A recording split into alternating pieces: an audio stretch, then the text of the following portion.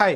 తమిళనాడు రాజకీయం మొత్తం ఇప్పుడు ఒకే ఒక్క ఇష్యూ చుట్టూ తిరుగుతోంది. అదే పరందూర్ ఎయిర్పోర్టు. విజయ్ ప్రభుత్వం ఈ కొత్త ఎయిర్పోర్టు ప్రతిపాదనను రద్దు చేయడంతో టీవీకే డీఎంకే మధ్య మాటల యుద్ధం తారాస్థాయికి చేరుకుంది. చివరకు ఈ వ్యవహారం అధికార విపక్షాల అల్లుళ్ల పంచాయతీ వరకు వెళ్ళింది. పరందూర్ ఎయిర్పోర్టుతో చెన్నైకి ఇంటర్నేషనల్ ఎలివేషన్ వచ్చే అవకాశం ఉన్నా దళపతి ఎందుకు ఆ ప్రాజెక్టును అటకెక్కించారు? దీన్ని రద్దు చేయడంపై డీఎంకే ఎందుకంత ఫైర్ అవుతోంది?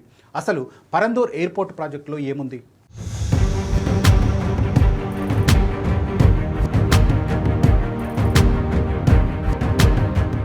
పరందూర్ ఎయిర్పోర్టు రద్దు నిర్ణయం తమిళనాడు అసెంబ్లీలో పెద్ద దుమారమే రేపింది. ఈ ప్రాజెక్టును వ్యతిరేకించడం వెనుక ఉన్నది ప్రజా ప్రయోజనాలు కావని విపక్షాలు ఆరోపిస్తూ ఉంటే అధికార పక్షం కౌంటర్ అటాక్ షురూ చేసింది. తమిళనాడు ఇంధన న్యాయశాఖ మంత్రి నిర్మల్ కుమార్ ఈ చర్చను అల్లుళ్ల పోరుగా మార్చేశారు. ఎయిర్పోర్టు రద్దుపై ఇప్పుడు గగ్గోలు పెడుతున్న వారంతా G2 అల్లుడు కోసమేనని తీవ్ర వ్యాఖ్యలు చేశారు. మాజీ సీఎం ఎంకే స్టాలిన్ అల్లుడు శబరీషన్ ఉద్దేశించే ఈ ఆరోపణలు చేశారని రాజకీయ వర్గాల్లో ప్రచారం జరుగుతుంది. G2 రియల్ ఎస్టేట్ కంపెనీ పెట్టుబడుల కోసమే డీఎంకే నేతలు ఎయిర్పోర్ట్ కావాలని పట్టుబడుతున్నారని మంత్రి పరోక్షంగా విమర్శించారు. మంత్రి నిర్మల్ కుమార్ చేసిన ఆరోపణలపై డీఎంకే నేతలు కూడా అంతే ధీటుగా బదిలిచ్చారు.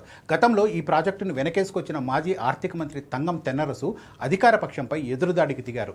టీవీకే ప్రభుత్వం ఈ స్థాయిలో విమర్శలు చేస్తే తాము కూడా లాటరీ అల్లుడి వ్యవహారం బయటపెట్టాల్సి వస్తుందని హెచ్చరించారు. ప్రస్తుత పబ్లిక్ వర్క్స్ మంత్రి అధవ్ అర్జున ప్రముఖ లాటరీ వ్యాపారి శాంటియాగో మార్టిన్ అల్లుడు అన్న విషయాన్ని ఆయన గుర్తు చేశారు.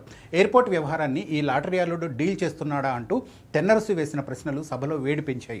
అధికార ప్రతిపక్ష పార్టీల మధ్య విమర్శలు ప్రతి విమర్శలు తమిళనాడు రాజకీయాన్ని ఒక్కసారిగా వేడెక్కించాయి. రాజకీయ విమర్శలు పక్కన పెడితే పరందూర్లో అసలు వివాదం రైతులు పర్యావరణం చుట్టూ తిరుగుతోంది. అక్కడి సారవంతమైన భూములను ఎయిర్పోర్ట్ రన్వే కోసం త్యాగం చేయలేమని విజయ్ సర్కార్ స్పష్టం చేసింది. సాక్షాత్తు ముఖ్యమంత్రి విజయ్ సచివాలయంలో రైతులతో కలిసి ఈ ప్రాజెక్టుకు వ్యతిరేకంగా నిరసన కూడా వ్యక్తం చేశారు. పరందూర్ ప్రాంతంలో సాంబా, తలది, స్వర్ణవారి వంటి 3 రకాల వరి పంటలతో పాటు వేరుశెనగ, చెరకు పెద్ద ఎత్తున పండుతాయి. ఆ భూముల్లో ఎప్పుడూ నీటి లభ్యత ఉంటుంది. అనేక జలాశయాలు ఉన్నాయి. అలాంటి ప్రాంతంలో కనీస పర్యావరణ అనుమతులు తీసుకోకుండానే ఎయిర్పోర్టుకు ఎలా ప్లాన్ చేస్తారని అధికార పార్టీ నేతలు ప్రశ్నిస్తున్నారు. ఇక డీఎంకే వాదన పూర్తిగా నగర అభివృద్ధి, ఆర్థిక వృద్ధి చుట్టూ తిరుగుతోంది. ఇప్పుడున్న మీనంబాకం ఎయిర్పోర్టును విస్తరించడం భౌగోళికంగా సాధ్యం కాదని మాజీ మంత్రి తెన్నరసు గుర్తు చేస్తున్నారు. అనేక అధ్యయనాలు చేసిన తర్వాతే కేంద్ర ప్రభుత్వం పరందూర్ను ఎంపిక చేసిందని ఆయన చెబుతూ ఉన్నారు. భూసేకరణ దాదాపు పూర్తయి పరిహారం కూడా చెల్లించిన తర్వాత ఇప్పుడు ప్రాజెక్టును ఆపేయడం రాష్ట్ర ఆర్థిక వ్యవస్థకు నష్టమని డీఎంకే వాదిస్తోంది. అయితే పరిశ్రమల శాఖ మంత్రి కీర్తన డీఎంకే ఆందోళనలపై క్లారిటీ ఇచ్చారు. ఇప్పటికే సేకరించిన భూములను వదిలేయబోమని, ప్రజల జీవనోపాధికి నష్టం కలగకుండా అక్కడ ప్రత్యామ్నాయ పారిశ్రామిక ప్రాజెక్టులు తీసుకొస్తామని ఆమె స్పష్టం చేశారు. పరందూర్ ఎయిర్పోర్టు ప్రతిపాదనను కొంతమంది ఏవియేషన్ ఎక్స్పర్ట్స్ కూడా వ్యతిరేకిస్తున్నారు. ఈ ఎయిర్పోర్ట్ కోసం ప్రతిపాదించిన ప్రాంతంలో 60% పైగా వాటర్ బాడీస్ ఉన్నాయి. ఎయిర్పోర్ట్ నిర్మాణం పేరుతో 4000 ఎకరాలను కాంక్రీట్ జంగిల్గా మార్చేస్తే చెన్నై భవిష్యత్తులో ఎవరూ ఊహించని ముప్పుని ఎదుర్కోవాల్సి వస్తుందని వాళ్ళు హెచ్చరిస్తున్నారు. 2015 నాటి వరదల్లో చెన్నై ఎంత నష్టపోయిందో పరందూర్లో ఎయిర్పోర్టును నిర్మిస్తే చెన్నై అంతకంటే ఎక్కువగా మునిగిపోతుందని వార్న్ చేస్తున్నారు.